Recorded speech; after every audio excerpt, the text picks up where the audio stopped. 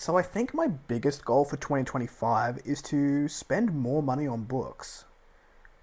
But hear me out.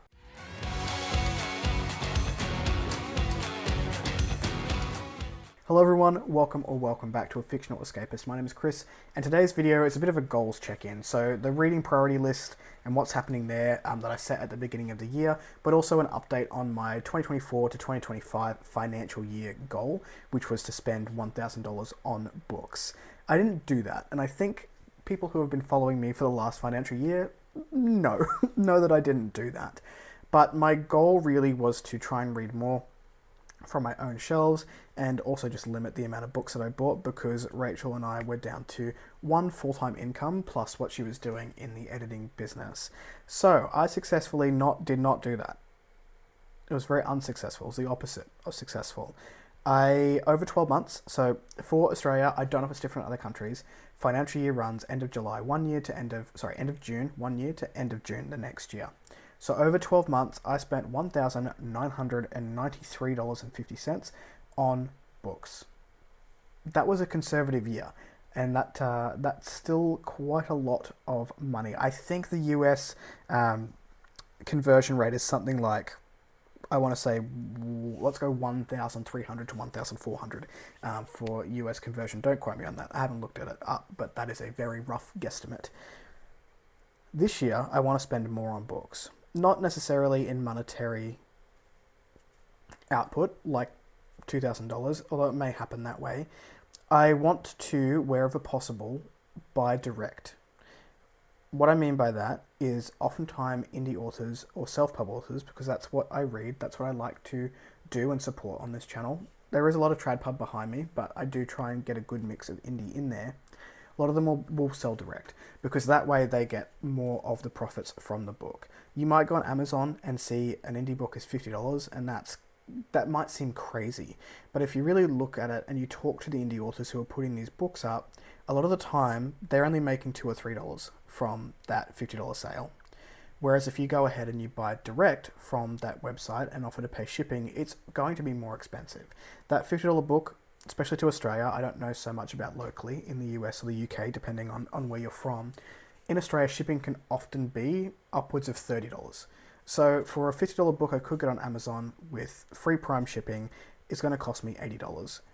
But the caveat to that is that the author takes away much more of that profit. It goes directly into their pockets. So if I'm going to be buying indie books from authors, I'm going to see if I can get them direct, and that might cost more money, which means I need to be smarter about where I'm spending, and I'm really going to need that book. I've already done it with Mercy Tears of the Fallen by Chance Dillon, with his deluxe edition, which cost me $80 to get to Australia. Book is beautiful. Often the quality is very, very good. Excuse me as well, if you're getting these editions from the authors direct. Another thing I want to be conscious of doing is, if I am going to get trad pub books, I would like to either get secondhand books. We have a lot of independent secondhand stores in Perth. It is a novelty. A lot of other places in Australia, Brisbane has one that I know of, but in Perth, I have 3 or 4 secondhand bookstores that I can visit fairly regularly. Or I would like to go to the 2 specialty stores that we have here. Again, a novelty. Perth has 2 stores dedicated to sci-fi and fantasy. One is White Dwarf Books, which is in the city. It's right next to the train station. And one is Stefan's Books, which is also located in the city. Stefan does cater a little bit more to a broader range of people in terms of he's a little bit more diverse. He caters for and specializes in LGBTQIA plus fiction. His whole store is built for accessibility for people who are in like wheelchairs. He has quiet time for people who are neurodivergent and have sensory issues. He's just a really, really cool, down-to-earth person who understands his market. White Dwarf is a little bit more white dude trad, is what I'll say there. But oftentimes I can still find some good stuff in that particular store. We are very lucky here. If I can't find an indie book on their own website, I'll try the broken binding. Yes, the broken binding takes a cut for it, but they are still an independent store. So hopefully you get the gist of where I'm going here. Spending more money on books, but being more conscious about where that money is being spent, either directly to the author or to independent bookstores who can use that money more than something like a global conglomerate like Amazon.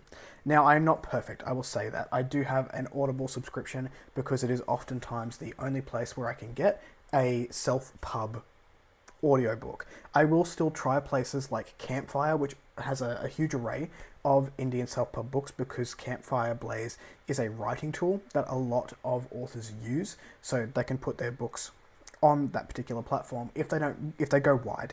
Going wide just means places that aren't Amazon. If you're on KDP, my book probably will be on KDP as well. Personally, I'm not looking to make money from it. It was something I did for myself, and if that's the most successful way for people to get it, that's probably where I'm going. But other people are trying to make careers. This is their dream. So they will try and go wide to get as much money as possible. Anyway, I've ranted about that enough, but that is my goal. My big goal for 2024 to 2025 is to not buy anything where possible off Kindle. That is the goal. I will check in and give a ratio and a percentage of how successful I was at the end of the financial year. Moving on to the reading priorities I set at the beginning of this year, I have not done well on these goals, but it has been the longest year in the history of the fucking world. So, I thought I had 10 new series I wanted to start and series continuations. Apparently I have 11. Let's count. 1, 2, 3, 4, 5, 6, 7, 8, 9, 10, 11. Wow, past me sucks at countings. I have 11. Of the 11 that I apparently put down, I've started 2 of them, the new series. That is Cerberus by Andy Peliquin. I've read 2 books in that series, and The Cruel Gods by Trudy Skies. I wanted to read all 3 of their books by the time this video came out. It is currently the 14th of July at the time of filming. I read 1, loved it, just didn't continue on with the series. And I think that's because I got it on audio, and now I have to switch to physical because the second and third book aren't on audio. And Cerberus I did on audio for those 2 books, and I have the third one, which I should read by the end of the year. Which leaves 9 of the series that I wanted to start that I haven't.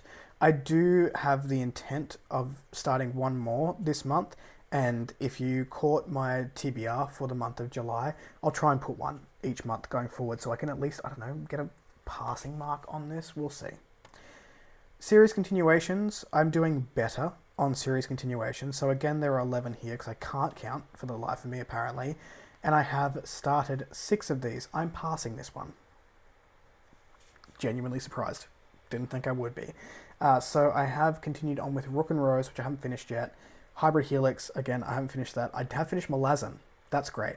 I finished the Wolf Den trilogy by Elodie Harper. I listened to the next novella in Skyward by Brandon Sanderson, and I have completed the Indian Lake trilogy by Stephen Graham Jones. So that one's not doing too bad. We're at 55% of that one. So that's a pass.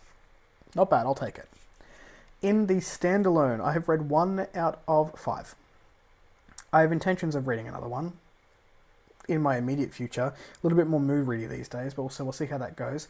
And the one that I read in June, and that was The Wager. So one of these is meant to be a buddy read with Ryan. Timing has been an issue with trips and whatnot. It's been a very busy year for myself with work trips and going interstate. And him and his partner were also over in Japan earlier this year, and they had a great time and didn't want to be bogged down with reading dystopian stories based in Japan, because that would have been a bummer. Review copies was another goal that I didn't mention, but I am working my way through them. I have so many review copies that I need to get to. It is harder to get to these, not an excuse, in mood rating phases, and when phases that I need to be really concentrating on my own work, because I don't want to take away from their story. If they're review copies and they are waiting on a dedicated review from me, I want to give that my full attention, and I haven't been able to do that this year. So I've only read 1, 2, 3, 4, 5, 6, 7 of them, with plans of reading a couple more. I do have some in my immediate future that I would like to read, but the list of review copies I have is crazy. Now, I wanted to finish out 10 series this year, and I am on track to do that, which is great. So I finished Southern Reach, we read Absolution, earlier this year. I finished The Wolf Den, Indian Lake Trilogy, The Forging of Age duology, Malatu, and Malazan Book of the Fallen. So 6 out of 10, not bad sitting in July. I won't finish another one this month, but if I do start Black Hind's Wake, that's a duology, so I should finish that one this year. Also, like, immediate plans to finish Rook and Rose, so there's another one. So hopefully the 10 of those will be done. I have no idea how many series I've started this year, but I'll do that check-in in like November and see. Another goal I had was 80% from shelves. I'd not succeeded in that one. I'm not sure. I didn't check it. So I'm going to say no. The next one was 50 to 60% of indie and self-pub reads. I think I'm pretty close to that one. That is one I'll check. Please hold. I thought I'd done way better on that than I have. That's upsetting. So I need to get better at that. I've read 37 books this year, and 14 of those have been indie or self-pub. I am currently reading another indie one at the moment, which will take me up to 15, but it's still not half. But not unmanageable to get back on track, to have at least 50% of my reads be indie. So not passing at the moment, will rectify, and hopefully be back to 50% of indie reads by the end of 2025. The last goal, or the last two goals that I had, I also haven't succeeded at. One is simpler TBRs, so only having 5 books on my TBR list. I threw that out the window, doesn't work for me, that's fine. We'll move on with whatever structure works in whatever month we come to. And the last one was to try and get 2 reviews on Before We Go blog, so the blog that I'm a part of each month. I've not done that. This is something that is on my mind all the time, is to be better at the blog, but the energy just hasn't been there, and I don't want to give subpar blogs or articles or reviews to this particular blog. I haven't had the energy for it, and I wish I did. So it is on my mind all the time to try and do these, and I will try and get back to them. I don't know how, when, or why. Well, I know why, but that hasn't happened yet. I think I succeeded in January. I think I've done 3 articles in total for this blog this month. I've been a bit of a wet rag over on Before We Go blog, but it is a fantastic blog. There are, fortunately, many more members than myself who are contributing day in and day out. I'll have it linked down below, and maybe one day you'll see my own articles and reviews back on that website. Bit of a throw-in